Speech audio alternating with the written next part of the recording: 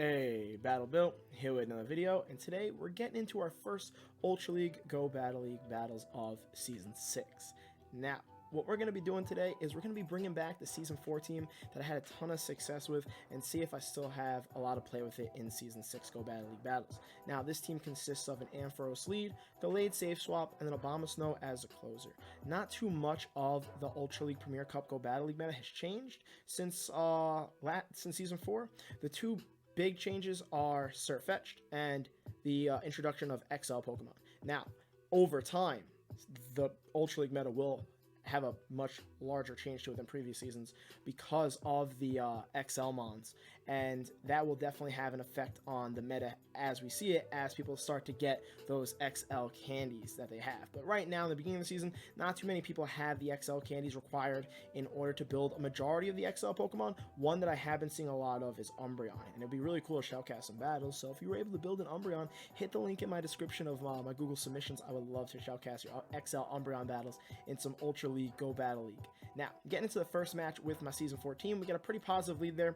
They save swap into a Gramble, so we match that swap with a Abomasnow. We can't go with Gallade because we just get slaughtered and completely lose switch advantage. The play here is to try and land the Energy Ball, so we go for the bait. Landing the Energy Ball will let us win switch advantage, and unfortunately, we're not able to bait them correctly. So now, honestly, this is a pretty lost situation unless my opponent misplays. So I'm going to show whatever their charge move is. It's going to end up being a close combat. I'm going to build some extra energy to make them think I have two Weather Balls and hope that maybe they'll think I have two Weather Balls and they won't want to commit both of their shields here for switch advantage.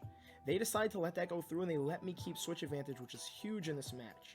They come back in with a Drifloon and I'm pretty much at my second Weather Ball, which will deal some super effective damage to Drifloon, but they decide to shield. They're going to commit to a Hex Down. I'm not going to get off another charge move, but that's totally fine because I have Ampharos. I can come back in and still have a positive matchup. Now, I have a lot of health here, so to me, it's kind of obvious that they try and throw the Shadow Ball because I'd be willing to tank it. So I decide to shield instead. Now they swap into a Toxicroak, and that's where me keeping switch advantage is huge in this match. If my opponent just commits a shield to that Weather Ball from my Abomasnow, they charm me down and they win switch even if it's with a little bit of health. And that would have lined up their Toxicroak with my Ampharos and their Drifloon with my Gallade, which would have been huge in them pulling off this win because I would have gotten countered really hard in those types of matchups. So here, we're just going to play out the remainder of this match. They're going to Hex down my Gallade, which is fine. We just fall short of that Leaf Blade, unfortunately, but we're pretty much at 2 Thunder Punches, and even though we don't have a shield and they have a shield here, they can throw a Shadow Ball. It's not going to take out Ampharos. Ampharos is quite the chunky Pokemon in some Ultra League battles. And we're going to get to 2 Thunder Punches, and we're not going to even take a chance and throw the next Volt Switch to take them out. We're just going to go for both these Thunder Punches immediately, just to make sure that they can't get to another charge move. Now, I'm pretty confident they wouldn't have, because Shadow Ball's a pretty expensive move, and Icy Wind, depending on how many times you've gotten to your charge moves, takes like 1 less Hex than a Shadow Ball would, but we end up pulling off the dub there. So, either way, rather be safe than sorry. Throw both the Thunder Punches. We could have probably Volt Switched down and had no problem. Getting into the second match of the set, we're going up against King Kong, and let's see what happens with the leads. We end up getting an Ampharos on a Hariyama lead. Now, this is quite the interesting Pokemon to go up against. I feel like it serves similarly to most fighters, except its biggest issue is going to be the fact that outside of it having close combat, it doesn't really have great charge moves. Now, also keep in mind, these are some ranked 21 battles. My starting ELO was around the 2200s. I've gone up to the 2300s, but I've been messing around with a lot of spice. And now, the reason why this isn't my first set of Ultra League Premier Cup battles is because I tried to make something really spicy work with a team of Surfetch and Bouffalant. And if you tune into my Twitch, again, check the link in my description as I continue to self-plug myself. You can catch the VOD of that epically failing. But this match isn't going too badly. They decide to swap out after we've gotten some shields. They come in with Typhlosion. I throw a Thunder Punch because Typhlosion, that's a Pokemon I definitely want to try out because it got Incinerate buffed and now has a lot of play in some Ultra League Premier Cup battles. And Typhlosion would put in some serious work against my Abomasnow, and depending on if they can get off 2 Blast Burns, thankfully I was able to confusion them down, they would have put in some serious work against my Gallade. Now, me knowing how Incinerate works as a quick move, and how many Incinerates it takes to get to 2 Blast Burns, was the main reason why I was able to commit to that Confusion down safely. It takes 3 Incinerates to get to the first Blast Burn, and then 2 to get to the next one. They were 1 short, plus Incinerate's a 5-turn move, so it takes a lot of time for them to get to those charge moves. They come in with Gengar, and I don't mind this situation too badly. My Confusions were hurting the Gengar a lot. I got a shield with the Leaf Blade. They come back in with Hariyama. They're going to be able to take out my Gallade, even though it's close combat will be resisted. It's a heavy-hitting move, and Gallade is glassy. But now I want to be careful here. I don't want Hariyama lined up with my Abomasnow unless I get that Abomasnow really low. So what I thought was they might throw a charge move, so I was trying to bank that, and thankfully they didn't get to a single charge move. They were able to Powder Snow their Hariyama. They come back in with Gengar. This could be Sludge Bomb and probably one-shot my Abomasnow. Ends up being a Shadow Ball, which almost one-shot my Abomasnow also. But we saw Ampharos with a Thunder Punch, so we were feeling pretty good in this match also. Even after I guess was a positive lead, not all the Ampharos on fighter leads play out too well, but I guess considering the fact that Hariyama really only has close combats it could throw, that ended up being a positive lead against that specific fighter. So we're 2-0 in the set. My Season 4 team is having quite a bit of success right off the bat.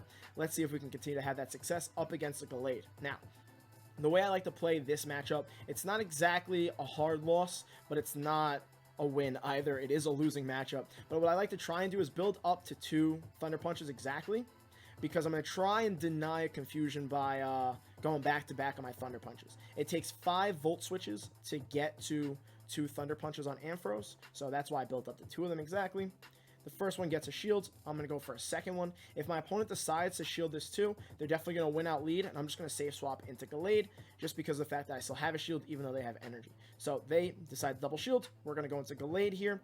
They're at another Leaf Blade or probably close combat, but they decide to swap, and they swap to a Alolan Muck, which is a good counter for Gallade, but not when I have shield advantage. So they can throw a charge move here. Honestly, I probably could have let this go through and survived, but I really wanted to build up, and I wanted to commit to Gallade past just this matchup. Even though I'm going to debuff myself with this first close combat, I'm going to then throw a Leaf Blade after, and that will not exactly take out the Alolan Muck. It's going to get really low, because Alolan Muck will resist the Leaf Blade, whereas it took neutral from the close combat. But now I can Confusion down, because they still single resist the Confusion, but it still hurts from Gallade. And now their Gallade has to come in, and even though I'm debuffed, they definitely have to throw a move here, because they would not be able to Confusion me down even with my lower defense. So we put in work against that Alolan Muck, and we almost have their Gallade all the way down. They just get to a charge move here. If this ends up being a Leaf Blade, it won't take me out, and I'll be able to get rid of their Gallade. And it's huge, because I feel like they should have had a close combat at that point. And I think they actually pulled a swap, so their Gallade didn't go down the last Volt Switch that went through. Let's check the top right. Yep, they still have 2 Pokemon alive, which means they pulled the swap to let that Volt Switch hit the Lapras, which kept the Gallade alive, but I don't think that Gallade has enough energy to throw an immediate second move. So I'm feeling pretty good in this spot, and even if they do have some energy, it's definitely not enough for a close combat. So I Energy Ball the Lapras, the Gallade comes back in, we Powder Snow it down, and we are really just going off here with the Season 4 team. I really enjoyed this team. You can run into some negative leads. I've definitely run into my fair share of Swamperts running this team, and also Venusaurs.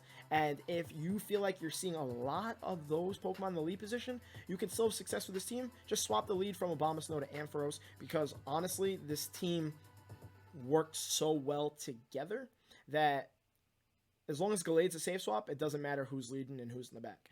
Now, this next match, I definitely don't want to be leading Abomasnow, because a fighter up against Abomasnow is definitely a hard loss lead. Now, Surfetch is a great Pokemon in some Ultra League Premier Cup battles, and because, again, it's similar to not the Gallade matchup. I mean, this is kind of similar to the Gallade matchup.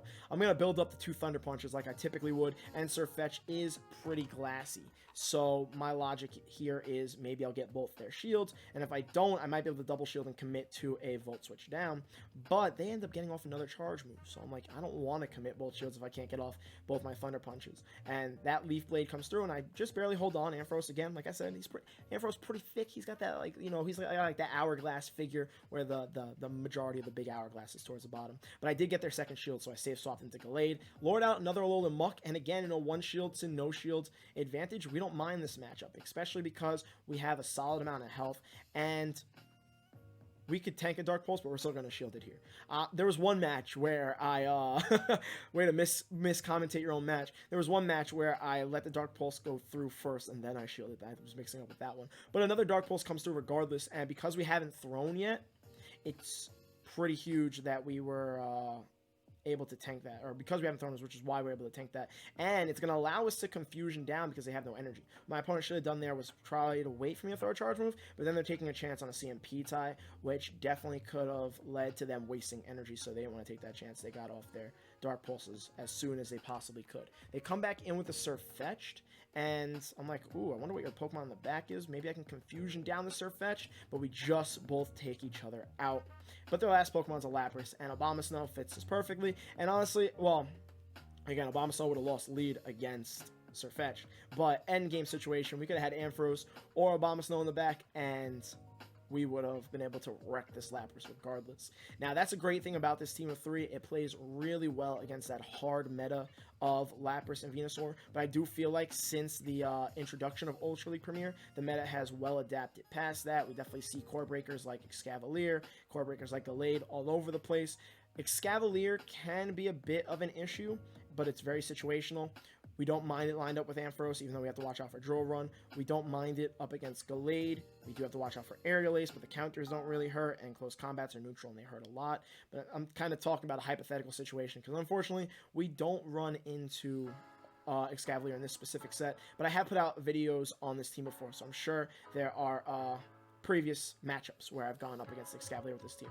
Now, getting into this match, instead, we got another positive lead here. So, honestly, we've had majority of positive or neutral leads. We didn't really overcome too many lost leads in this set, but it is one of my first sets running this team this season, and we can only play the opponent in front of us. We can't control whether we get matched up with a positive or a lost lead, but Gallade is a great save swap whenever we do lose a lead hard against something like a Swampert or a Venusaur. Now, they decide to swap into Surf Fetched here, and now it's just hard counter City. I don't mind this charge move coming through. It's most likely a Night Slash in case they want to get the boost, but they go for the Leaf Blade. Leaf Blade will do more damage because both charge moves are neutral, and Leaf Blade is just a better move DPE because Night Slash could potentially give the buff, but that's why I thought they might go for the Night Slash there, because they might have wanted to go boost hunting, not buff, boost. So now, let's see what they decide to do. My Gallade has a little bit of energy, but we are at a shield disadvantage. And actually, I really didn't have any energy there. I lied. My apologies. And then we get some lag. They come in with Charizard. Charizard's a problem. Because we got the lag, I didn't want to take the chance of going for the close combat there. So I go for the Leaf Blade, but I do get a shield, so that works out nicely. They definitely didn't want to take a close combat. Close combat's resisted by Charizard. Charizard's glassy, though, so it would have put the Charizard pretty low. Probably in Volt Switch range for my Ampharos. And now I make quite the play here. I make this play, I bring in Abomasnow against a Charizard because I'm essentially sacrificing Abomasnow here because Abomasnow is not going to do me any justice against Empoleon or the Charizard considering the situation we're in. So I bring it in to just get off as much damage as possible. I got off a charge move, and then they blast burn me, which is cool because they barely overfarmed. They do have a little bit of energy though, and I'm not going to take any chance of this being a blast burn because we want to Volt Switch, ends up being a Dragon Claw. We want to Volt Switch down. They swap to Empoleon. We Volt Switch down the Empoleon. We could technically throw both those Thunder Punches, and we cut this match very close because that Charizard did have quite the bit of residual energy, but thankfully I was only a Dragon Claw, and we were able to Volt Switch down, and this is the 5th match of the set, right? Pretty sure we went 5-0 in one of our first sets on our first day of some Ultra League Premier Cup Go Battle League battles. So, on that note, please do let me know what you think of my Season 4 team and how we'll adapt to the current meta, and let me know what XL Pokemon that you really want to hunt and grind. There have been a lot of adjustments to the Ultra Premier meta because of the potential Galarian Sunfisks, if you can hatch all those eggs and get those XL candies, or Umbreons. Umbreon's a little bit easier to get, a little bit more easier access because EVs spawn all over the place. We have tons of events with EV spawns, so having the candies to convert is very reasonable. Plus, I think EV nests, and then also there's Skarmory, and I know this one's not really in the meta, but Whiscash, maybe sooner or later, I'm going to be able to recreate my double Mudboy strat in some Ultra League battles. If I get an XL Skarmory and an XL Whiscash, because Swampert, you know, Swampert's a beast. It gets more than high enough towards that 2500 CP mark for these PvP battles. But on that note, please don't forget to like, comment, subscribe, and I'll see you guys in the next video.